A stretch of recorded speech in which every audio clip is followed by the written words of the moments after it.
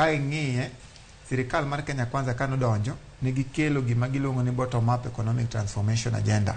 kata gi dho ngere nyalo luong ni beta. Beta ni manyiso ni gin kipachgi ka luwore gi priority gi singo mane gisingo ne jopiny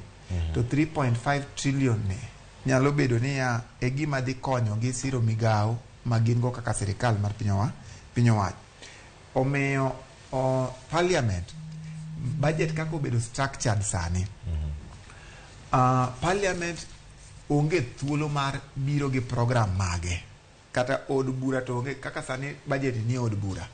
gido thuolo magi nyalo yudo mar change budget onge gima chiko miyogi ene ginyalo mana golo pesa mako magi neno ni ya mato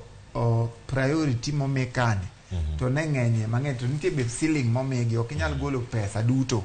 nitie ma threshold monyisi ni ya inyalo mana golo kiwango ni kiketo kacha jomage matimo mano gin jod bura koso ntiere komiti machielo ma ichuogo ga parange e parliament kacha to gi standing orders magwa mag National Assembly kata od bura mamalo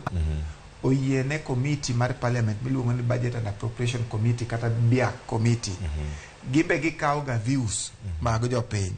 to gikawo ga views nyaka from sectors gi ministries duto ng'ato ka ng'ato tero pache to koter paro to gibe ging'iyo gitimo gimiluongo ni public participation gimbe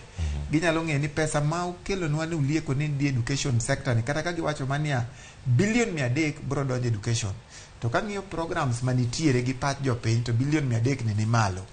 nitiere threshold ma oketnegi ma ginyalo mana golo ok ginyal change program no to nitie